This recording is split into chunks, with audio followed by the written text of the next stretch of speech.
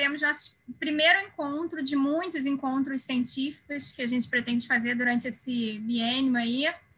E nada melhor que para iniciar um encontro científico, falar um pouquinho sobre a história e a história da nefrologia do Rio de Janeiro. É importante até para a gente saber o que aconteceu, como que a gente está e aonde a gente quer chegar, né? Acho que a nefrologia do Rio de Janeiro sempre foi uma das referências no país. E é nada melhor do que uma referência em história do que o professor Edson de Souza, né? Também conhecido como Edson da Creatinina, que além de ser referência, nefrologista referente no nosso país, é um dos nefrologistas mais queridos que eu conheço. Então, professor Edson, nada como inaugurar com chave de ouro nossos encontros. É um prazer você ter aceito o nosso convite, uma honra. E agora eu passo a palavra para você ensinar um pouquinho aí dessa história para a gente. Bom, boa noite a todos. Para mim também é um prazer inenarrável, como se diz, né? Eu fazer parte da Sociedade Brasileira de Nefrologia e a Sociedade Carioca, né, de Nefrologia, com o Pedro agora assumindo como presidente, tem se mostrado um excelente presidente, né? E a Isabel, né, também conhecida carinhosamente por nós, por Bebel, né, que me chamou para uma palestra que eu gosto muito de falar sobre a história da nefrologia, mas vocês vão ver ao longo da palestra o quanto é difícil você abarcar, né, tudo o que aconteceu em mais ou menos 40 minutos, 50 minutos, que é o que a gente vai falar, que é o tempo que a gente vai falar. Eu já vou, de antemão, pedir desculpa àqueles que eu, porventura, esquecer, né? É uma tarefa árdua de você tentar. Eu estou organizando essa palestra há mais de um mês e eu sei que algumas pessoas vão se sentir desprestigiadas porque não foram citadas, mas eu quero que vocês entendam que é praticamente impossível, né, citar todas as pessoas que fizeram a história da nefrologia ao longo dos 60 anos que nós temos de história, né? Muito bem. O que vocês estão vendo na tela são as duas únicas referências históricas que a Sociedade de Nefrologia tem, né, para a gente procurar os dados históricos. Esse livro, à esquerda da tela, é um livro que foi publicado em 1996. Os editores foram o Décio Mion Júnior, né, que é um nefrohipertensólogo, né, ele faz tem pouca atuação dentro da nefrologia, mas o João Exídio, sim, João Exídio foi presidente 2 vezes da Sociedade Brasileira de Nefrologia, também é um exímio contador de história da nefrologia, as aulas dele são maravilhosas, ele tem uma didática fantástica, e eu dou os parabéns aos dois, apesar de quem pegar esse livro da história da nefrologia vai fazer uma série de críticas, como eu fiz quando eu peguei pela primeira vez.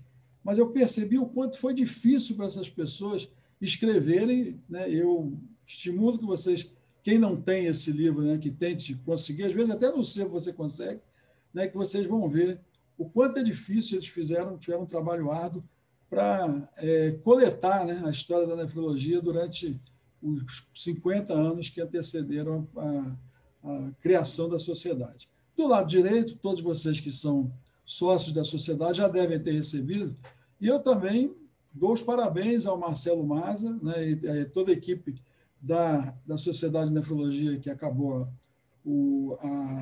a gestão agora, porque, da mesma forma, eles enfrentaram o touro na unha e conseguiram escrever uma história boa, que tem uma série de dados que se perderiam ao longo dos anos se eles não tivessem essa coragem, e que certamente muitas pessoas se sentiram alijadas, esqueceram de falar isso, falar aquilo outro. Eu fui presidente disso, eu fui presidente daquilo. É assim mesmo. Tem que ter coragem para escrever, mas dá muito trabalho para escrever. Então, essas são as duas publicações, e eu estimulo as pessoas a partir de agora, né, que guardem fotografias, guardem fatos que aconteceram, porque senão daqui a 30 anos essa história vai se perder de novo. Muito bem, eu sempre começo minhas aulas, né, mostrando, para você falar da história da nefrologia do Rio de Janeiro, você tem que falar da nefrologia geral.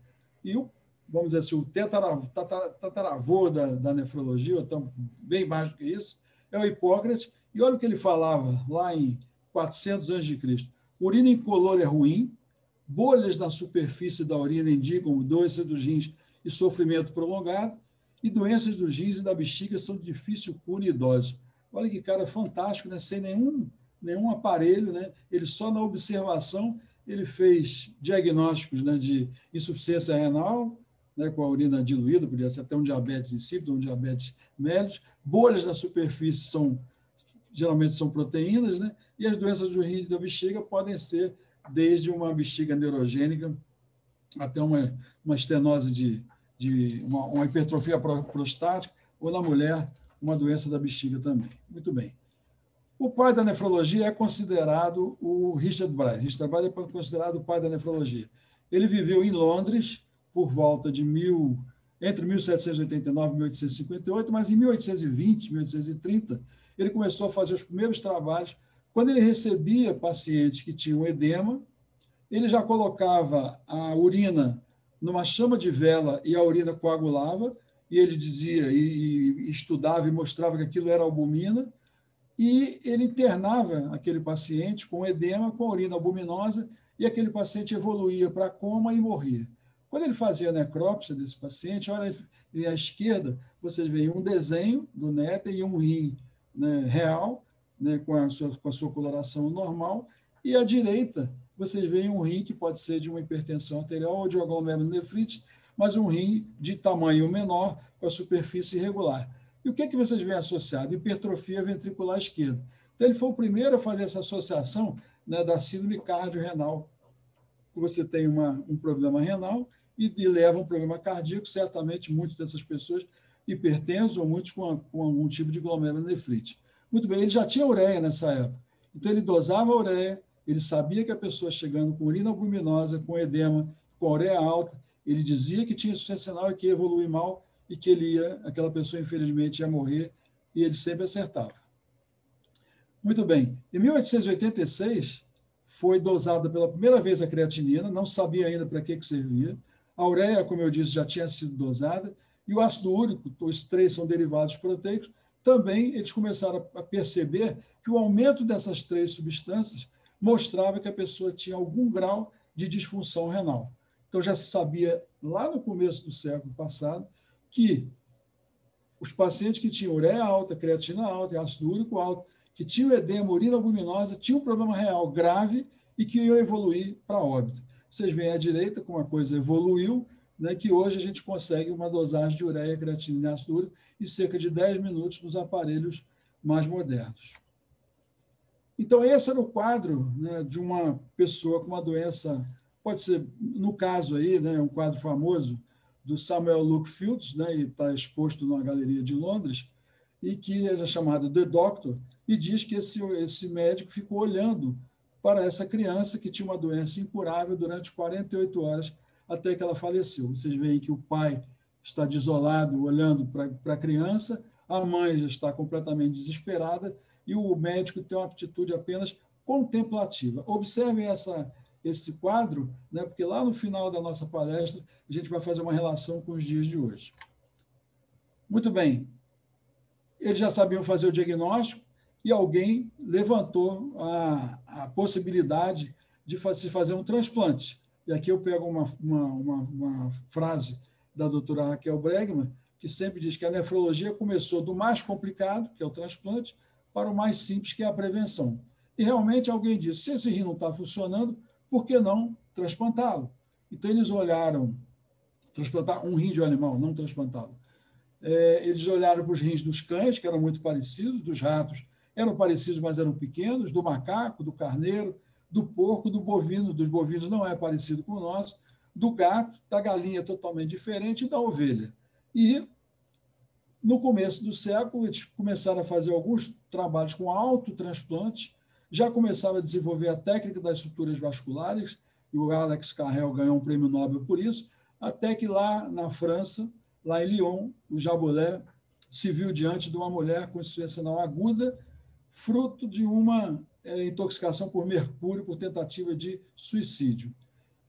Ela tinha oligúria, tinha aumento de ureia e de creatinina. Ele já tinha lido os trabalhos, né, que antecederam essa data e disse: essa mulher vai morrer.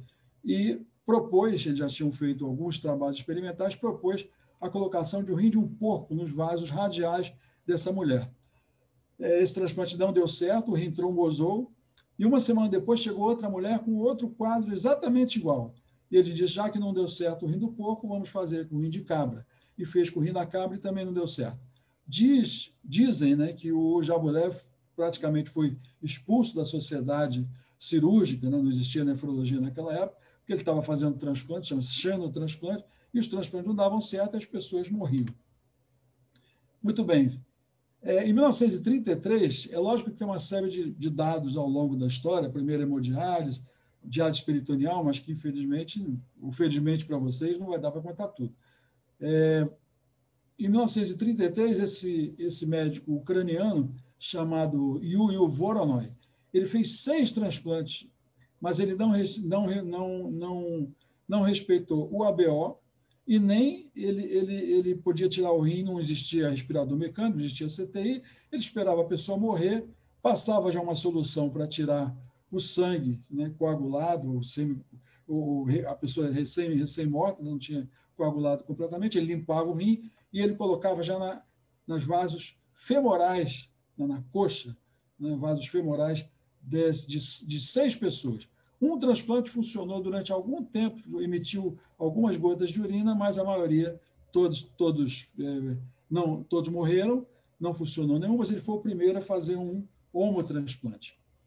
A história, eu sempre falo que a história tem que ser contada do tratamento conservador, hemodiálise, diálise peritoneal e transplante. E esse é o pai, né, considerado o pai da nefrologia, o pai da hemodiálise, né, o William Koff, um holandês, que ele, de uma maneira fantástica, né, ele na Holanda ocupada, ele construiu com material que ele tirou de carro, tirou da cozinha da casa dele, né, de máquina de lavar, esse motor é o motor de um Ford de 1929, e a membrana que ele usava para fazer diálise era uma membrana que ele pegava numa fábrica de salsichas, né, e ele usava essa membrana para o sangue passar por dentro.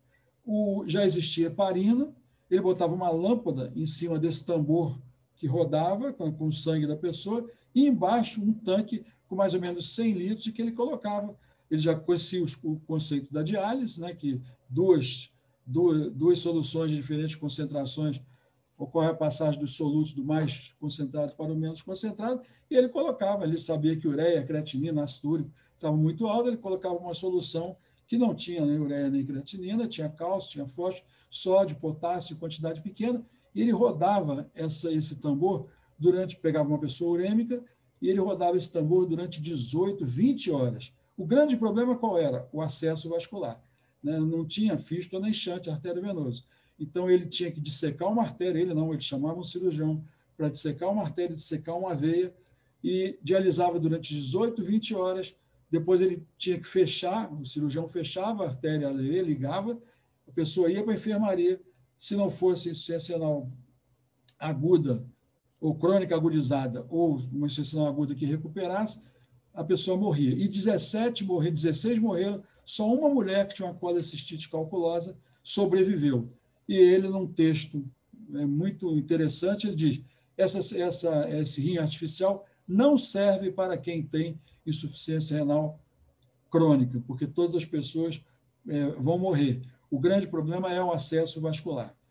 Mas ele criou o rim artificial. E ele foi seduzido pelos americanos quando acabou a guerra, e ele foi, né, eu pensava que ele tinha ido para Boston, mas ele foi para Salt Lake City, e lá ele desenvolveu, né, o rim, que esse rim era de madeira, eles desenvolveram lá um rim de metal. Ele foi visitar Boston, e lá visitaram o hospital Brigham and Women, e lá eles melhoraram mais ainda esse rim artificial. Esse rim foi distribuído para 22 países. Nós vamos ver a seguir o local para onde ele foi distribuído. E eles vieram, o americano chamado Merrill, lá de Boston, John Merrill, ele veio para o Brasil e está nessa foto aqui à esquerda, que depois a gente vai ver melhor quem são essas pessoas, e ele ensinou, né, a fazer hemodiálise. Vocês estão vendo aqui à esquerda, é uma mulher fazendo hemodiálise, isso que está bem escuro é o tambor rotatório, e ele ensinou alguns brasileiros, como o Dr. Jaime Landman, a fazer hemodiálise. Muito bem, eu sempre, por causa dessa aula, né, eu estou resgatando aqui esse sueco chamado Niels Auwal, né, e esse slide é do meu chefe lá da UERJ, o Zé Suassuna. Ele tem uma aula brilhante também de história da nefrologia, e ele já tinha mostrado isso, mas eu não tinha atinado ainda. E o doutor Carolino, que trabalha lá no Hospital Karolinska, da Universidade lá da Suécia, Universidade Karolinska, ele sempre falou, sempre levantou que esse médico chamado Niels Auwal, ele fez um rim artificial, e vejam a data, 1946. Então, eu estou aqui resgatando a importância do Niels Auwal. Ele fez um rim mais ou menos na época que o Kolff fez. E olha só o que ele fazia. Artério venoso com cânulas de vidro. Isso aí eu aprendi também preparando essa aula. Eu sempre achei que o shunt arteriovenoso tinha sido desenvolvido só lá na década de 60. E eles, de uma maneira genial, ele bolou, né, o circuito arteriovenoso com cânulas de vidro, mas coagulava tudo.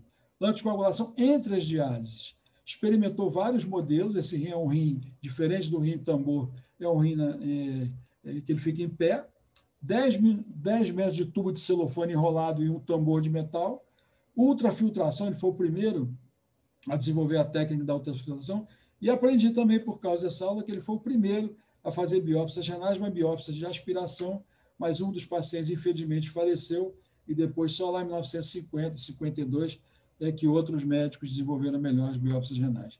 Outro médico que também desenvolveu a hemodiálise, um rim parecido com o Auwal, foi o Gordon Murray, em Toronto, em 1946. Então, por causa dessa aula, eu mudei o meu conceito, né, de falar apenas no Kolff. E 3 pessoas em 3 países diferentes, né, o Auwal na Suécia, o Kolff na Holanda e o Murray em Toronto, no Canadá, desenvolveram 3 métodos de rim artificial diferentes, né, mas com conceitos muito parecidos.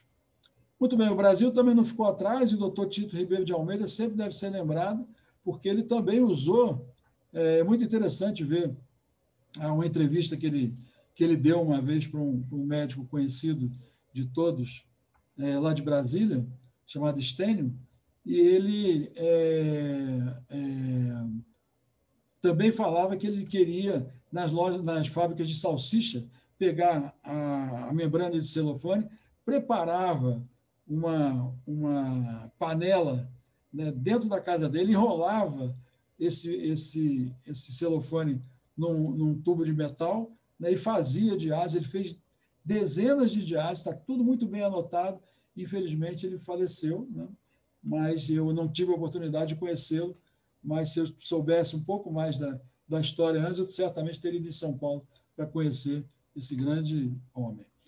Na década de 50, eu escolhi 2 pessoas, tem várias pessoas, né? Eu escolhi 2 pessoas que representaram a nefrologia, a pré-nefrologia, né, para mostrar para vocês, dos que não conhecem. Um é o professor Jaime Landman, né, que foi o grande impulsionador da nefrologia. Não existia nefrologia ainda, ele era um cardiologista que gostava de rins e eletrólitos, e o doutor Emílio Sabaga, lá de São Paulo. Todos 2 foram para o exterior, né, aprender a fazer diálise, e voltaram para o Brasil para desenvolver a técnica aqui no Brasil. Então, o destino, alguns brasileiros, né, foram para diferentes países, mas principalmente para os Estados Unidos e para a Europa. Alguns ficaram por lá, mas o doutor Sabaga e o doutor Jaime Landman voltaram para nos ensinar a fazer diálise. E olha o que aconteceu. O Kolff, né, que foi para os Estados Unidos, ele ensinou como se construir o rim artificial. Lá em Boston, eles melhoraram muito aquele rim que era todo de madeira, fizeram um rim de metal e mandaram 22 rins à direita. Vocês veem 22 países diferentes, né, que eles mandaram, 22 locais diferentes, não de um país, porque alguns foram para o mesmo país. E para o Brasil vieram 4 rins, 2 para o Rio de Janeiro e 2 para São Paulo. foi um para o Hospital Pedro Ernesto, um para o Hospital dos Servidores, um para o Hospital das Clínicas de São Paulo, e um lá de São Paulo, que eu nunca descobri exatamente, tem uma sigla aqui, é um lugar particular que eu nunca descobri qual foi. Nós conseguimos resgatar um desses rins. Então, veja, em 1956, acompanha as datas, né? Se fazia diálise, não tinha ainda fístula arteriovenosa, nem shunt. Então, está aqui à direita, esse primeiro aqui é o Dr. Jaime Landman, tem o Dr. John Merrill, esse que está com a mão em cima da cama, o americano, e tem o Dr. Alberto Gentili, esse que está, esse calvo, o Dr. Francisco Santino, que era um residente, o Dr. Teobaldo, chefe da medicina, e o Dr. Pedro Abdala, que foi um cirurgião. E esse grande, agora dá para ver melhor, é o rim artificial, tem uma mulher com o braço esticado, e ela estava intoxicada também por mercúrio aqui no Brasil, e foram feitas várias diálises no Hospital de Servidores do Estado pela primeira vez no hospital, aqui no Brasil. Muito bem, aqui está o resumo, hemodiálise no HSA 56 e 57.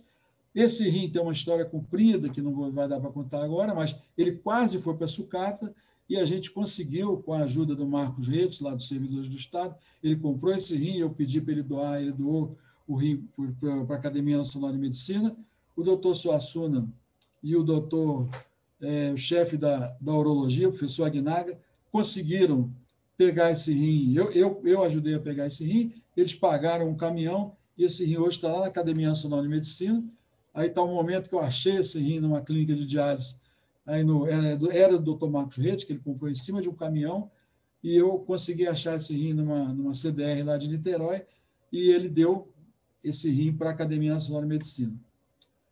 O rim que foi para o Hospital das Clínicas, eu não tenho nenhum relato de que ele foi usado.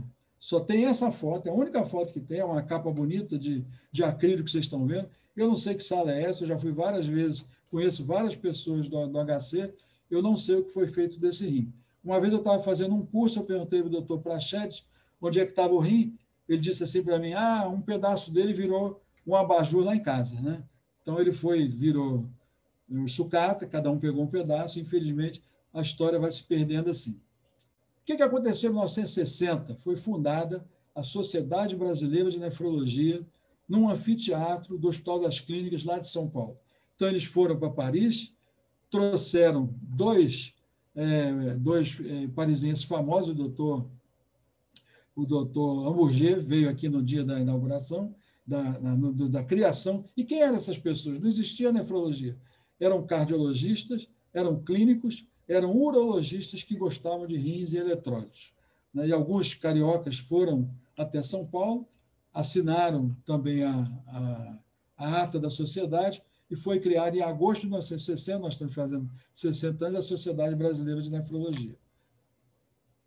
Vocês estão vendo na foto dos dois, eu acho que são os dois únicos fundadores, com a camisa listrada é o doutor Jenner Cruz, infelizmente a doutora Elga, que também assinou, já morreu, e embaixo, alguns devem conhecer o doutor Renato Kovac, que está vivo até hoje, tem 90 e poucos anos, trabalha, ainda há pouco tempo trabalhava aqui no Hospital Samaritano, e está aí a ata, né, eu já chequei todos eles, a maioria, infelizmente, morreu, eles têm 60 anos, eles já tinham por volta de 30, então todos eles têm por volta de 90 anos. Muito bem, olha que coisa interessante. A nossa sociedade de nefrologia foi fundada antes da Sociedade Internacional. Por quê? Porque estava marcada a fundação da Sociedade Internacional, só que pegou fogo no Palácio de Congresso. A sociedade, esse primeiro congresso, ele foi feito em duas cidades que são fronteiriças. Uma na França, chamada Evian-les-Bains, daquela água de mineral chamada Evian, né? E em Genebra, na Suíça. Então, vocês estão vendo abaixo uma série de pessoas que já se interessavam por nefrologia, né? Fisiologistas, cardiologistas, clínicos, que passaram, cada um do seu país, a estimular a nefrologia como especialidade. Muito bem. O doutor Landman, ele é que nem o Pedro, né? Que não para só na hemodiálise, e ele resolveu fazer um transplante, e esse foi o primeiro transplante do Brasil, né? É um motivo de grande discussão dentro da nefrologia. É uma história comprida também, mas o tempo todo se dizia que o primeiro transplante havia sido feito em São Paulo, E um dia a gente descobriu lá nos servidores, o doutor Fábio Morínigo, que é um clínico lá dos servidores, que adora história. Ele me disse que tinha tido um transplante aqui no Rio de Janeiro em 64, o transplante foi de São Paulo em 65.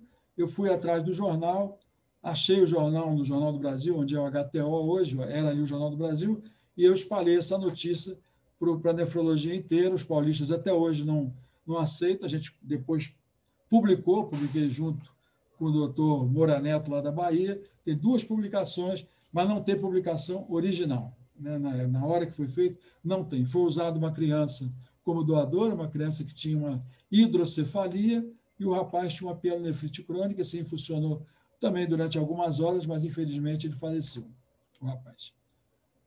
Qual era o grande problema da diálise? Era o acesso vascular. Vocês lembram que o Auer, ele bolou, teoricamente, que deveria haver uma comunicação entre artéria e veia, só que ele usou tubos de vidro e coagulava dentro do vidro, né? Mesmo com heparina. E a genialidade do Scribner, junto com um engenheiro chamado Quinton, eles bolaram, né, esse material de Teflon, e vocês estão vendo uma foto real. Eu dialisei algumas pessoas com esse tubo, né, tinha um conectorzinho no meio, e ele está dentro de uma artéria e dentro de uma veia. E assim era feita a diálise até que se amadurecesse uma fístula. Não existia catéter de dupla luz, né, mas a ideia da fístula arteriovenosa ainda não tinha sido bolada. Vocês veem que em 62 foi feito o primeiro Congresso Brasileiro de Nefrologia na Academia Nacional de Medicina, e olha quem foi o presidente, doutor Jaime Landman, né? É um homem que estava na frente da medicina, né? E da nefrologia. Ele já tinha sido criada a Sociedade de Nefrologia, e ele estimulou para que houvesse o primeiro congresso aqui no Rio de Janeiro. Até que em 65, né, 2 médicos de origem italiana, um chamado Cimino e um chamado Brescia, eu acho que foi um sopro divino, né? Tem uma história também que não vai dar para contar aqui, eu posso contar particularmente para alguns, mas foi um acaso, né? Eu acho que eu acredito em Deus e acredito nessa genialidade, né? Por que aquela pessoa bolou, né, que a ligação de uma artéria com a veia faria o desenvolvimento das veias e possibilitaria a punção em 2 veias desenvolvidas posteriormente. E aqui começou a nefrologia de uma maneira geral, porque as pessoas passaram a ficar vivas. Então está aí o Cimino e o Brescia, tem esse outro, o Appel, né? O Appel é esse do meio. O Appel é o cirurgião, ele não é famoso, todo mundo só fala Cimino e Brescia, e quem me deu essa fotografia foi o doutor Zé Roberto Coelho da Rocha, esse à esquerda, ele está aqui junto com o doutor Schreier, lá nos Estados Unidos. Ele me deu, quer dizer, o doutor Cimino mandou para ele, não sei se o Cimino ou o Brescia, e a esposa dele, a Cristina Rocha, me deu não só a carta, como essa fotografia. Muito bem, e a Sonerg, quando é que ela surgiu?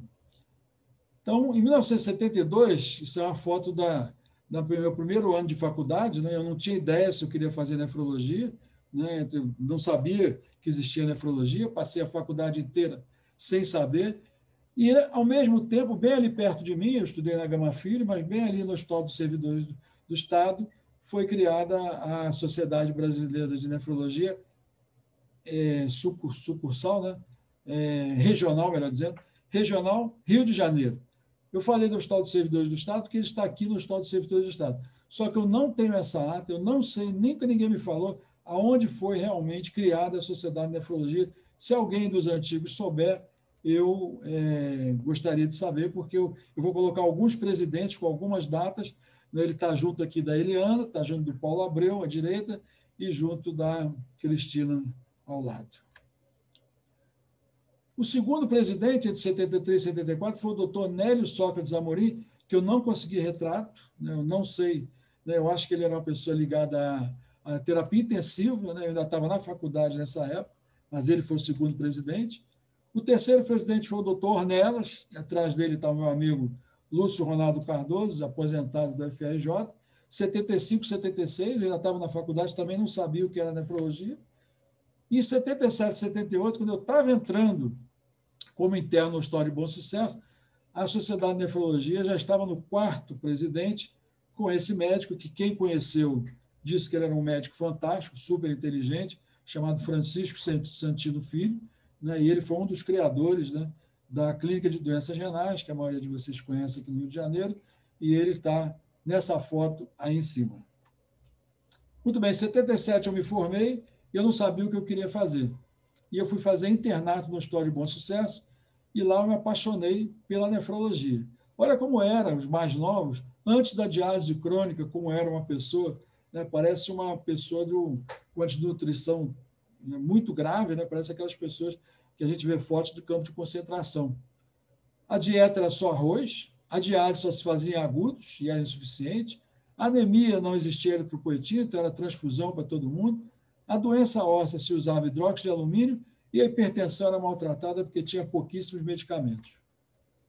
Quando eu cheguei no Hospital de Bom Sucesso, tinha acabado de ser construído um novo centro de diálise, né? Ainda é no mesmo local, ali no segundo andar, né? E segundo ou terceiro, Bebel? Segundo? O centro de diálise, segundo? Faz assim com o dedo. Segundo? Não estou ouvindo você, está com o microfone cortado. Bom, vou falar. Então, é no mesmo local, e nós ficamos deslumbrados, né, com a hemodiálise. Né? Então, vocês estão vendo os pacientes deitados, toda a diálise era feita, eram 6 horas, e essa máquina chamada máquina tanque. E só nós que funcionávamos, só nós que examinávamos o paciente antes da diálise, tinha que escutar o coração, ver se tinha arritmia ou se tinha atrito pericárdico, tinha que escutar o pulmão, ver se tinha derrame, tinha que palpar o abdômen, tinha que fazer uma grande asepsia da fístula, e a gente tremia porque sabia que aquilo era a vida do paciente. Muito bem, aí esses 2 garotinhos aqui à esquerda, esse garotinho que está com a camisa do Vasco deitado é o Carlinhos, que ficou mais de 30 anos em diálise, quase 40 anos em diálise, ou 41, e do lado está o Adalberto, que era o xodó os 2 eram xodós, mas o Adalberto era o meu xodó, ele que me ensinou, né, a desmontar a máquina de diálise. Ele tinha síndrome de Alport, não escutava nada, fez um transplante, durou 10 anos, voltou para a diálise e, infelizmente, faleceu. Aqui atrás estão alguns colegas, né, a Fátima, a Ruda, que ainda trabalha em diálise, a Betinha, que foi para Pernambuco, e a Frana atrás, que foi para Cantagalo e largou a nefrologia. Muito bem, esse era o COIO. A gente estava comentando com a Isabel e com o Aderbal e com o Pedro Túlio que nós não temos mais um COIO para mostrar para os alunos. Né? Vocês veem que está aí uma membrana de cuprofane, né? O celofane foi substituído pelo cuprofane, e a gente dava um prime enorme, né? Um prime de quase 500 ml, o paciente chocava, né? Quando começava a diálise, tinha que dar 500 ml de soro para ele não chocar, porque o sangue, quando entrava em 500 ml, ele caía a pressão enormemente, e no final a gente tinha que balançar esse COIO durante muito tempo para tirar todo o sangue que ficava dentro dele. Eu dialisei durante 8 anos usando esse COIO, né, aqui no Hospital Evangélico. Aqui tem várias fotos, né? Esse aí em cima tem um tanque, né, que foi usado aqui no Rio de Janeiro durante algum tempo. As bombas eram de qualidade muito ruim, mas que acabavam funcionando.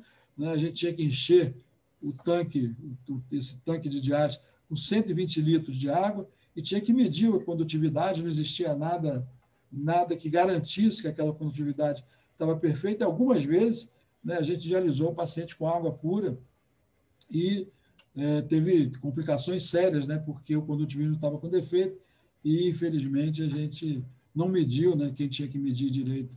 Tinha que colocar os sais dentro do banho, não colocou direito, e o paciente passou umas situações muito complicadas.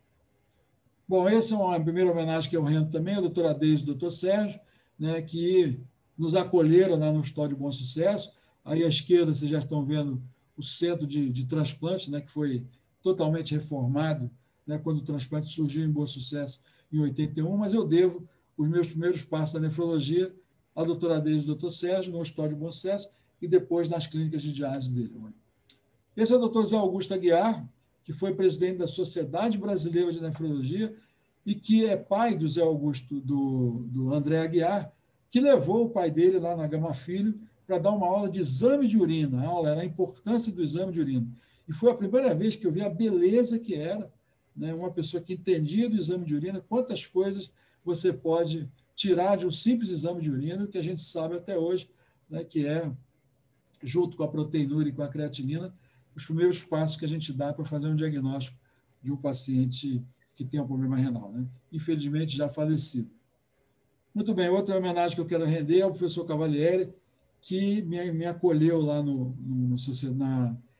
Pedro Ernesto. Eu fui primeiro fazer mestrado, depois eu fui contratado para trabalhar na nefrologia, e ele, se eu for falar tudo que ele fez, né, no centro de transplante, né, no laboratório de HLA, ele sendo o chefe da nefrologia durante muitos anos, eu ficaria aqui só falando nele, né? Ele foi também, né, deu a sua contribuição, sendo o 5º presidente da sociedade, da SONERJ, né, Brasileira de Nefrologia. Aí eu já estava formado e a gente participava de transplante, né? Era meu sonho era fazer transplante, e aí eu já, fazendo mestrado, eu já participava da captação de órgãos dentro do Pedro Ernesto, né, quando tinha um paciente morto-cefálico, mas não existia nenhum tipo de organização. Vocês podem ver por essa foto que o rim está aí dentro, né, uma caixa de isopor que eu comprei numa loja de sorvete que tinha em frente ao Pedro Ernesto. Então, os tubos todos para a gente fazer depois, né, cultura de urina,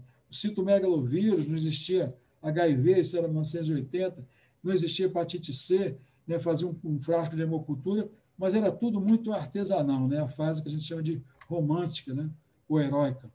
E aqui me dá uma saudade muito grande, né, quando eu me lembro das reuniões que a gente tinha no auditório da Sociedade na Beneficência Portuguesa, onde o Zé Roberto Coelho da Rocha, que está a foto dele aí, fazia discussões históricas e discussões inesquecíveis com outros médicos, com o Federico Rusani, com o Marcos Reis, com o Dr. Cavalieri, com todos eles que tinham um conhecimento muito maior.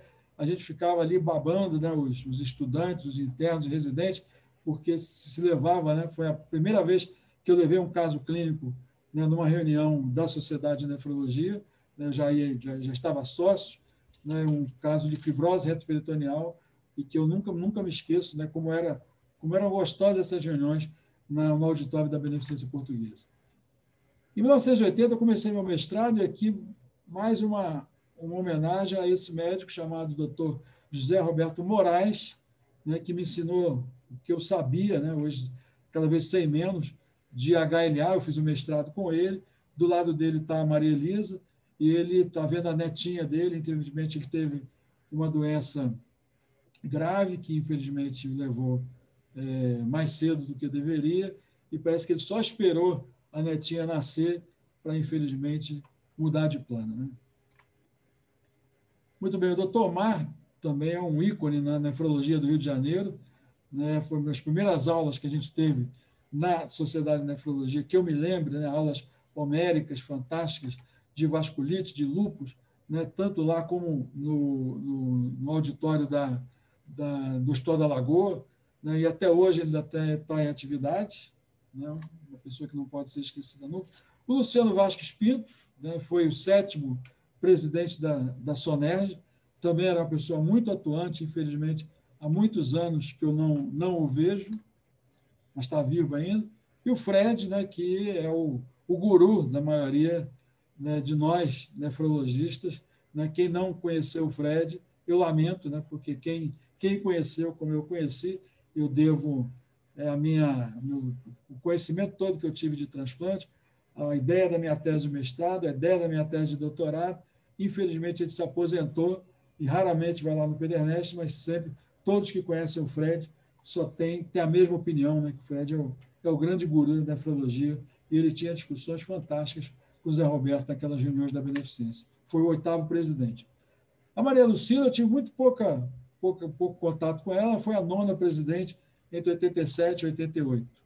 Está aí o Zé Roberto, que em 89 e 90 ele foi presidente da Sociedade de Nefrologia, e ele sempre me apoiou nessa história de creatinina, e ele criou o check-up renal, né? Ele com a EAS, com a glicemia, com a pressão arterial e com um simples exame de urina, ele mostrava, né, que se podia fazer o diagnóstico da doença renal.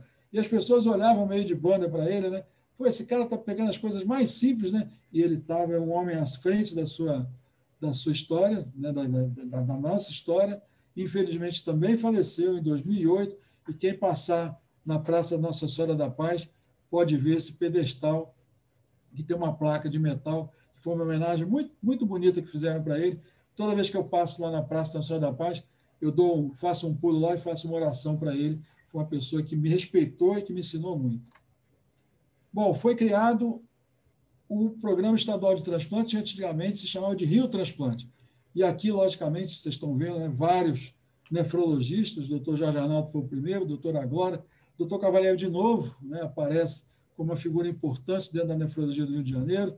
Outros no meio aqui não são nefrologistas, o doutor Chabo participou do primeiro transplante como clínico, era nefrologista, e aqui embaixo, né, o Sandro Montesano, que era enfermeiro e virou médico, trabalha até hoje na captação, o doutor Eduardo Rocha, que todo mundo conhece, né, eu também rendo a minha homenagem, porque foi quem cuidou de mim quando eu estava com Covid, o doutor André Albuquerque, o doutor Rodrigo Salo e o doutor Gabriel Teixeira, e agora, há cerca de 6 meses, mais ou menos, mudou, e eu tenho que atualizar, eu não me lembro do nome do atual presidente. Sidney.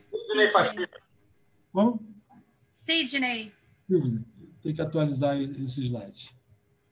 Bom, o 11º presidente foi o Ricardo Faria, né, que foi muito atuante na nefrologia durante um bom tempo, mas faz tempo que eu não o vejo. Né? Ele foi o criador, junto com o Sérgio Santos, que foi médico e professor lá do Pedernest, ele criou o chamado a GER-Nefrologia, que foi o primeiro grupo de discussão, agora virou Nefrofórum, né? A Carmen Tizano assumiu essa posição, tem mais de 700 nefrologistas, e ele, né, foi o primeiro a me entrevistar para um podcast. Ele é uma pessoa que entende muito de informática, é um excelente nefrologista, mas também eu não o tenho visto, ele é muito amigo do Suassuna.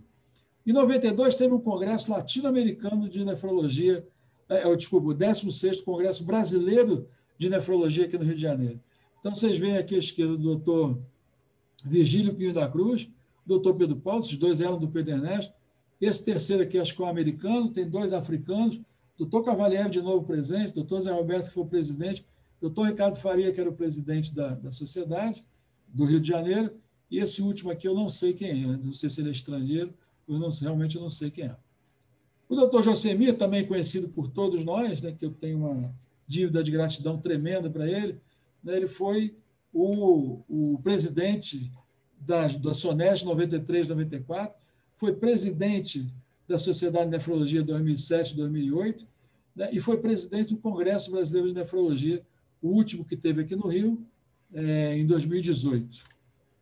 Muito bem, o Sérgio, que foi médico e professor lá do Pedernest durante muito tempo, né, durante toda a vida dele, se aposentou há uns 3 anos, foi presidente 95, 96. O Elias, da UF, foi o 14º, 97, 98. O Mauro Barros André foi o presidente 99, 2000. E 2001, 2002, o presidente foi o Maurício Yunes Ibrahim, que me mandou essas fotos essa semana, quando ele organizou, foi o presidente do 2º Congresso Latino-Americano de Insuficiência Renal Aguda.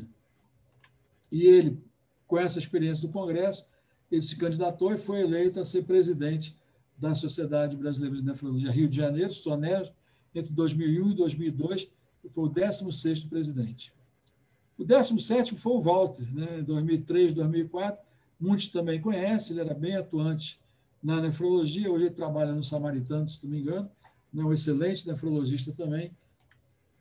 Em 2006, 2008, foi o doutor Valdebrando, de Campos, e ele foi o presidente, na época, do Congresso Brasileiro Mundial de Nefrologia aqui no Rio, em 2007. Aqui tem 3 slides, ele é uma pessoa bem organizada, então ele fez uma apresentação, tem 3 slides seguidos agora, que ele mostrou, né, a diretoria dele, né, mostrou os centros, vejam só, os centros e clínicas de nefrologia na época dele, a cidade do Rio de Janeiro, 39, Niterói, 6, outras cidades, 32, total de 177, que é mais ou menos o que tem hoje, acho que tem até um pouquinho menos agora. Né? Olha as atividades da diretoria que ele listou, né, participação da eleição, solenidade de posse, caminhada de nefrologia. Isso é necessário, e vocês que estão atuando agora, né, não deixem de anotar, né, porque isso, alguém, né, vai contar essa história daqui a 10 anos, e eu tirei isso aqui de uma série de slides que ele mandou para mim. Né? Em 2007, como eu falei, foi realizado aqui no Brasil o Congresso Mundial de Nefrologia, lá no Rio Centro. Então, está o doutor Maurício Ibrahim, junto com o professor Schor, infelizmente falecido também, e embaixo o doutor Maurício com o doutor Omar, né, uma pessoa marcante da nefrologia do Brasil.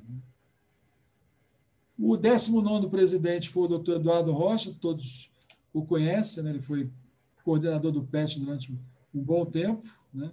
E ele foi em 2009, 2010 presidente da SONERJ.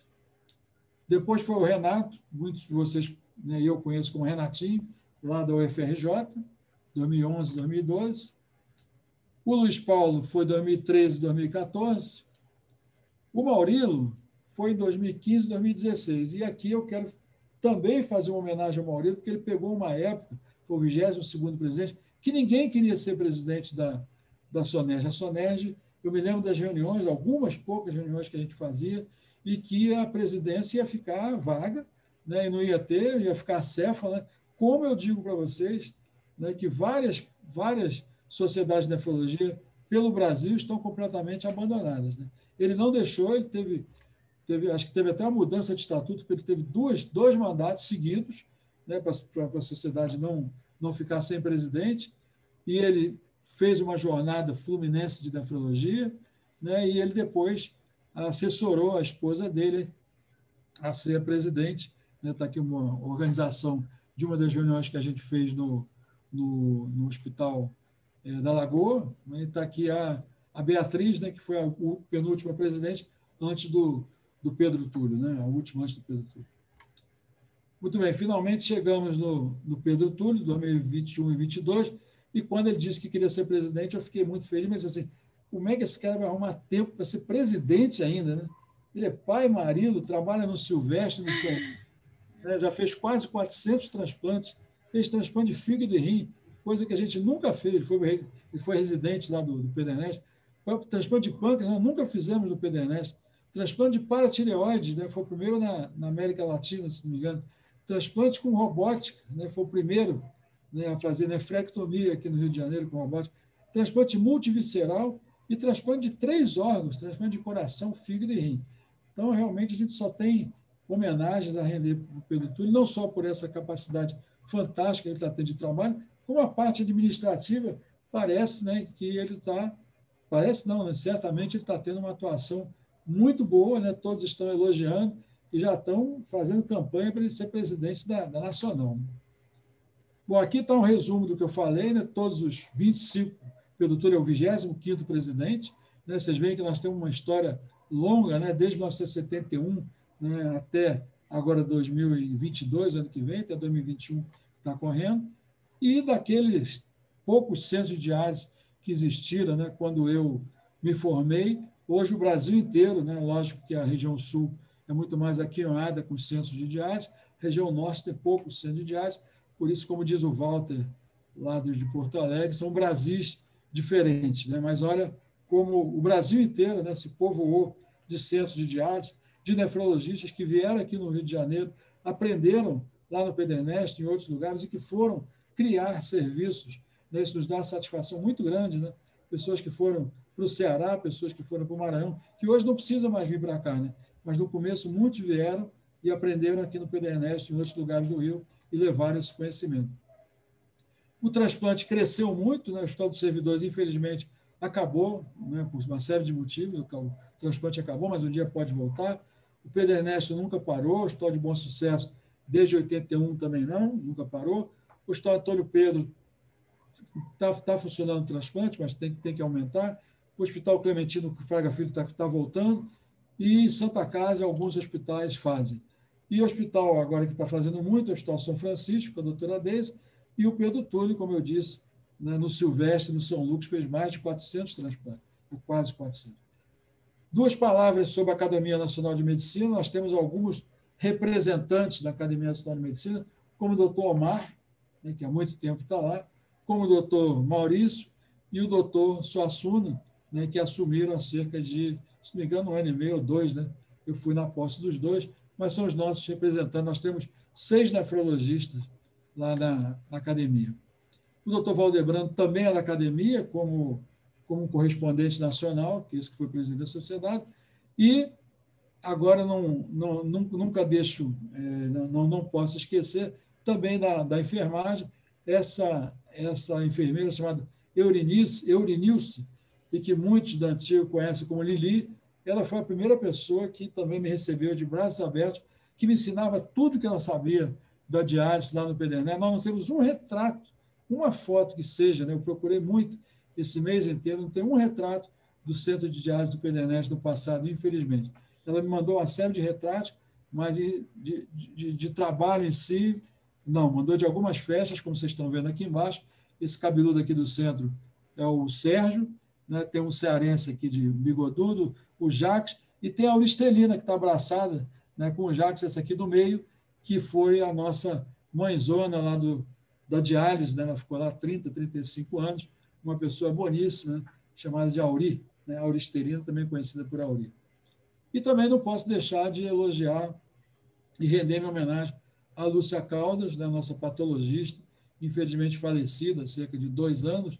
Né, eu pedi uma foto atual dela e a Ana, que é a nova patologista lá da UF, me deu essa bonita foto. Né, ela deu algumas aulas na Sonerge, na Lagoa, me lembro muito bem ela dando aula, quando pela primeira vez ela mostrava, né, a beleza que é o rim por dentro, né, os glomérulos, o tubo, o intestino, e falando, brincando com aquelas lâminas maravilhosas. Ela era extremamente cuidadosa e competente. Né? Então, minha homenagem, minha saudade também à Lúcia Caldas. Bom, eu chamo isso de Rising Stars, né? Isso aí quem me ensinou foi um residente. Né? E eu cito só alguns aqui, né?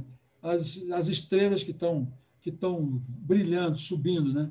Então, o Carlos Pérez, né? O Pedro Túlio, o Conrado, a Bebel, que está na frente, a Cláudia, e vários outros residentes que foram do Pedro Ernesto, que foram da FRJ e que hoje estão brilhando por aí. Né? Então, está aí a foto do Pedro Túlio, junto com a Raquelzinha, com o Conrado, e eu sempre esqueço dessa lourinha aqui. Meu nome dela, Pedro? Juliana, minha amiga, está lá no Sul, está em Porto Alegre. Isso, Liliana? Juliana. Juliana Andrade. Isso, é muito boazinha ela, muito boa. E Raquelzinha está nos Estados Unidos. Raquelzinha é uma graça também. E o Conrado, todo mundo, os novos conhecem. Né? E o Pedro Túlio, né, se não tinha mais nada para falar dele, o cara ainda, toda quinta-feira, ainda faz uma sessão que já virou um vício, né, para muitas pessoas do Brasil inteiro hoje. Se a pandemia nos deu alguma coisa de bom, foi essa comunicação que a gente está podendo ter aqui agora. Né? Então, tinha que ter alguma coisa de bom no meio dessa desgraça toda. Né? Então, o Pedro Túlio já está na 34ª sessão, né, das mais variadas possíveis, de acupuntura, a nutrição, a história também, que ele já me chamou, a transplante na época da comemoração do mês de transplante, e toda quinta-feira ele cita lá as pessoas que estão, então ele fala, doutor Cavalieri está presente, doutor fulano, doutor ciclano, está todo mundo já esperando quinta-feira para ver qual é a próxima sessão. Né? Eu só tenho elogios para fazer essas sessões, eles ainda ficam gravadas, você pode rever, e eu tenho mandado essa sessão para um monte de gente aí pelo Brasil. Muito bem, está aí a nossa Bebel em primeiro plano, Claudinha aqui em primeiro plano, Cristina Guedes, um monte de gente bonita e boa num congresso. Eu não me lembro que congresso foi esse, né? Mas tudo isso aqui é só nefrologista, né? E está aqui a Tereza, que está no Maranhão, o filho do Cavalieri, né? O Marcelo está lá atrás, a Andréia, a Patrícia, que graças a Deus também, como eu, né, escapou do Covid, né? O Davizinho, que está em São Paulo. É só gente boa. E foi muito bom. Isso em 2007. Foi no Congresso Mundial de Nefrologia. E a Isabel, além disso tudo que ela está fazendo, ela também salva a gente aí no incêndio. Né? Quer dizer, meu hospital pegou fogo. Eu digo meu hospital porque eu também considerava meu. Né? Porque eu cresci aí, né? Eu cresci como médico aí nesses prédios. Né? Quando eu vi esse prédio pegando fogo, é como se fosse a minha casa, sabe? Eu vivia aí dentro o tempo todo. Eu aprendi tudo que eu sabia, né, de nefrologia, eu aprendi aí. E quando eu vi que ele estava pegando fogo, eu fiquei muito triste, né? E eu vi a Isabel, né, na televisão dizendo retomada das cirurgias, né? E ela também apareceu levando gente, né, e salvando gente. Acho que morreu pouca gente, infelizmente, mas morreram, né? Morreu acho que 2 pessoas. Eram três. Mas ela 3 foi pessoas. uma vez. E, além disso, também ela aparece nas lives internacionais. Raquel, né, com o seu eculizumab, né, e falando de síndrome hemolítico urêmica e falando cada vez melhor. Né? Só tenho elogio para vocês, tá bom? É um prazer. E aqui, para finalizar, né, como eu gosto de história, eu comecei, e o Facebook me ajudou, né, a pegar a carinha de cada um, né, dos que eu não tinha, né, e eu fiz essa lista de mais ou menos 200 pessoas, desde os primeiros residentes, o Michel e o Fred, que a Maria Alice não me ouça porque ela reclamou comigo que ela foi a primeira, aí começa aquele negócio, você foi o primeiro, né, mas a minha lista é essa aí. E todos vocês estão aí, todos que foram do PDNet estão aí, né? Não vai dar para procurar cada um de vocês. Está aí o segundo time, terceiro time, né? E agora, esses são de 2020, a Paula, a Carolina, Cristian, Juliana, Leandro e Olavo. Infelizmente, eu tive pouco contato com eles, porque em março eu fiquei doente. E esses aí são de 2021, que eu não sei nem o nome ainda, mas eu já estou me preparando para voltar. Né? Sejam bem-vindos, mais 6 residentes. E nós precisamos de um professor titular lá no PDNest. E o doutor Suassuna, né, foi vamos dizer assim, o que tirou a maior nota, né, foi o vencedor da disputa, mas o Maurício e o Sérgio também foram aprovados para a cadeira de titular, né, e foi no dia da prova. Né, o doutor Cavalieri, mais uma vez, presente, né, ele está sempre presente, o Fred aqui, e eu. E o Suassuna, logo depois, comemorou, né, o 1000º transplante que o Cavalieri começou a fazer lá em 1975. Né, e o sonho do Suassuna está se concretizando. Né, se vocês forem lá no PDNet, esse prédio está quase pronto, né, que é nós chamamos de Nefrão, mas ele não gosta, mas é o Núcleo de Assistência, Treinamento e Pesquisa em Nefrologia e Transplantes da Universidade do Estado do Rio de Janeiro. Está aí, para quem não acreditava que ia sair, essa é a obra, essa foto me mandaram agora, a Joan, que sempre me manda as fotos, mas essa acho que foi o Jorge que me mandou. E está lá, né? Está lá, e o objetivo é que tenha transplante de tudo aí, quem quiser voltar será bem-vindo. Lembra daquela primeira foto do The Doctor, né? E todos vocês que estão vendo, acho que devem saber, né, como eu sobrevivi da Covid. Eu vou dizer para vocês que quando chegava, né, uma pessoa e olhava para mim, né, mesmo toda mascarada, encostava a mão em mim, falava comigo, era um alento, sabe? Dava uma força para continuar e não desistir. E abaixo eu vi essa charge em algum lugar, eu acho que eu montei isso aqui, ou eu peguei isso de uma aula, não sei, mas está um médico virado de costas para o paciente, né, fazendo uma analogia com essa foto, e só olhando para o computador. Claro que vocês olham para o computador, para os seus telefones celular, mas não esqueçam que ali do lado tem uma pessoa que precisa de um toque de carinho, uma palavra de apoio, que vai melhorar muito o prognóstico daquela pessoa. Muito bem, o Obama, quando ele passou o cargo dele, ele falou, no final do discurso dele, ele falou essa seguinte frase, acabou com essas frases. Eu estou ansioso para fazer tudo que eu puder para ter certeza que o próximo presidente tenha sucesso. Como eu disse antes, eu penso nesse trabalho como uma corrida de revezamento. Você pega o bastão, corre o melhor que puder, com a esperança de, quando for a hora de passar o bastão, você pode dizer que nós fazemos isso. Eu quero garantir que a passagem do bastão seja bem executada, porque, acima de tudo, estamos no mesmo time. Então, eu me considero assim, né? Eu acho que eu estou quase passando o bastão, né? Agora, eu não podia terminar a minha palestra, né, sem agradecer também ao Denilson, que é um rapaz lá da bacteriologia da UERJ, que eu dou as ideias para ele, e ele fez esse robô aí em Marte, né, chegando em Marte, ele encontrou 2 marcianos com a placa, né, já dosou sua creatinina, e o Dia Mundial de Rim, né, que foi no dia 11 de março. Muito bem, a última homenagem é ao Gilson, né, que foi o presidente da Adreters durante muitos anos. Ele faleceu agora, acho que segunda-feira, né, foi um baque muito grande, foi mais um, né, todos vocês, né, tem pessoas queridas, né, essa semana já foram 3 pessoas que eu conheço, e eu quero que ele esteja em bom lugar, né, foi um cara que lutou muito, né, muito pela nefrologia do Rio de Janeiro.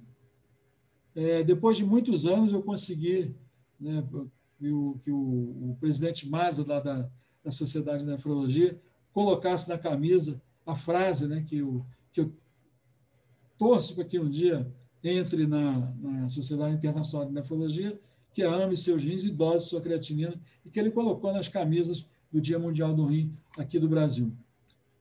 Eu espero que o Cristo, né, olhe por nós num momento tão difícil, né? A Cristina Rocha, né, sempre consegue iluminar o Cristo no Dia Mundial do Rim. Todos vocês, eu já fui, né, vocês já foram, né? Eu espero que ele se compadeça de tudo que está acontecendo, não só no Brasil, como no mundo inteiro, porque todo mundo já está cansado de sofrer, não é verdade? Muito bem, muito obrigado. Ame seus rins, dose sua creatinina. Foi um prazer enorme falar para vocês. Bom dia, boa tarde, boa noite. Vou bater minhas palminhas aqui, porque na live a gente nunca pode, né? Mas, Edson, é sempre maravilhoso escutar as suas aulas, porque cada vez a gente aprende mais um pouco, né? Então, assim, é invejável o acervo que você tem de fotos e de fatos. É sempre um aprendizado e é gostoso a gente ver, né? É legal a gente ver a história. Então, eu vou abrir para quem quiser fazer pergunta, para quem quiser fazer algum comentário. Não sei se o Pedro, enquanto isso, Pedro quer falar alguma coisa. Queria só propagandear o nosso Zoom, Bebel, que hoje é a primeira palestra que a gente está fazendo com o Zoom, e a gente fez o Zoom para todos os associados adimplentes. Então, quem tiver reunião científica no seu serviço, a gente faz questão de poder compartilhar. Depois vai ter um canal do YouTube da Sonerj, que as palestras vão ficar gravadas. Então, estimulo a todos que usem esse recurso aí, que eu acho que veio para ficar, como o professor Edson falou. Sim, com certeza. Edson, tá todo mundo dando parabéns, 1000 elogios aqui. Fico feliz de te ver e de assistir a aula. Só tem elogios aqui. Obrigado.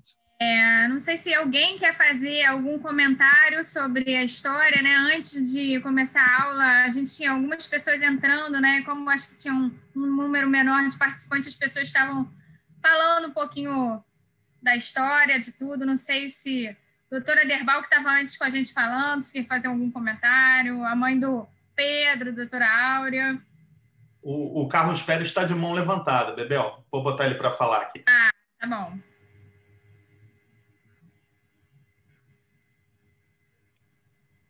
Opa, estão me ouvindo? Sim. Muito bem. É emocionante, né? Edson, professor Edson, você foi um dos meus gurus também aí em formação, e a história viva da nefrologia, né? Citando aí pessoas tão importantes aí, tanto em nível local, regional, nacional e até mesmo internacional. Quero parabenizar a Sonerj, Pedro Bebel, todo o grupo atual pela organização desse novo modelo. Isso é um estímulo para todos nós. E excelente, Edson. Na realidade, isso serve como combustível aí para a gente queimar e dar estímulo mais para a gente, estímulo maior aí para a gente poder seguir. Espetacular. Só agradecer, tá? Muito obrigado aí. E um grande exemplo aí, a gente tenta trabalhar com essa trajetória, né? De mimetizar quem faz bem a gente e quem é bom exemplo, né? Eu acho que você falou, ir trocando os bastões. É isso que ele falou, né? Para dar estímulo mesmo a gente continuar. Na hora que o Pedro me convidou, eu fiquei meio aterrorizada, mas agora a gente está, né, assim, a gente encarou o desafio e está querendo dar realmente esse estímulo aí e fazer com que a Sonerj esteja cada vez mais forte. Professor, eu ia pedir para você parar de compartilhar a tela. Eu vou querer compartilhar para vocês agora só um pouco do que vai ser as próximas sessões da SONERJ, que a gente preparou para só 2 slides, né? Então, o objetivo, esse foi o primeiro encontro, né? Para nós abrirmos com essa chave de ouro aí com o professor Edson. E o objetivo é que a gente tenha, que nós tenhamos encontros mensais científicos. Os próximos encontros já estão marcados, depois a gente vai liberando no Instagram e no grupo. O próximo encontro vai ser com o professor Josemir, que vai mostrar dados da epidemiologia da Covid nos pacientes renais crônicos em diálise, dados esses inéditos que ele me falou. Então, acho que vai ser uma sessão super interessante. E depois nós vamos continuar as sessões, mas com um modelo diferente, com os casos desafiadores, né? Como o professor Edson disse, a gente tem a sessão do Pedro, tem as sessões do serviço, então a gente quer fazer uma sessão que traga os casos. Vamos começar pelos hospitais universitários, os hospitais federais, mas a gente quer ampliar isso durante todo esse biênio para os hospitais do interior do Rio, para os outros hospitais ou serviços que queiram participar. Eu vou ligar para todas essas pessoas.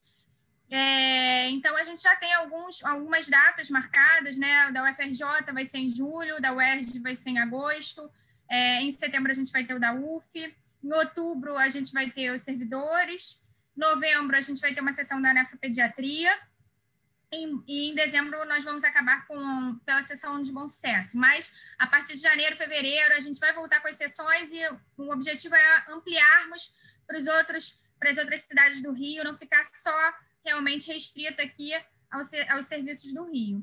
E aí, em 2021, ainda a gente está planejando fazer, em novembro, um simpósio de transplante renal, também online, tá? É importante lembrar que esses eventos vão ser online.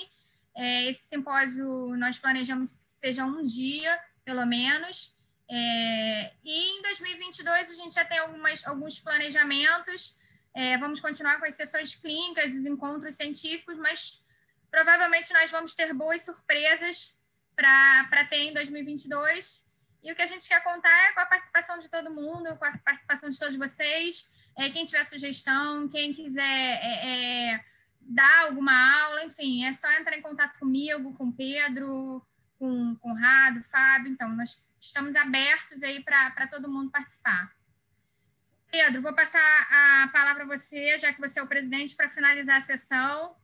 E aí, até o próximo encontro, né? Então, só rapidinho antes de falar, finalizar, Bebel, o nosso amigo Daniel Calazans, da vice-presidente da SBM, está presente aqui, ele pediu para falar também. Daniel, fala aí, amigo. Legal, Daniel. Será que ele está ouvindo a gente? Vocês escutam? Sim, super bem, pode falar. Pessoal, boa noite, primeiramente. Eu gostaria de parabenizar Pedro, Bebel, Conrado, como essa gestão está pulsante. E, assim, fico muito feliz, né? A gente tem visto aí toda essa história que Edson contou e a SONERJ vem com tanta vontade, assim, nos deixa muito animado. Então, assim, Pedro, já conheço você há muito tempo, quero te parabenizar aí pela gestão que você tem feito, a Bebel, que é uma muito bem escolhida como diretora científica, Conrado, toda a equipe, muito bom escutar o Pérez, né? Sempre um mestre. E o doutor Edson é uma pessoa tão altruísta e tão diferenciada que ele faz questão de homenagear todo mundo e esqueceu até de mostrar o prêmio Adir Molinari que ele ganhou, né? Então, assim, eu acho que por isso que é uma pessoa tão amada, né? Então, assim, parabenizar por essa aula maravilhosa que eu fiz questão de assistir e fico muito feliz de ver como a SONERJ está conduzindo bem aí e vocês têm total apoio da Nacional para vocês precisarem. Muito obrigado aí por essa possibilidade de ver de tão de perto uma história tão bonita. Obrigada, Daniel. Obrigado, Daniel. Bom, então, pessoal, vou finalizar novamente agradecendo a todos que estiveram aqui conosco. A gente teve mais de 50 participantes, achei um público ótimo para essa nossa primeira sessão científica. A Bebel já expôs aí as nossas ideias dos próximos eventos, né, as próximas sessões. E, de novo, agradecer ao professor Edson por ter dado essa brilhante aula aí, essa aula que foi verdadeiramente motivadora a gente seguir trabalho aí de décadas de pessoas que se dedicaram à nefrologia.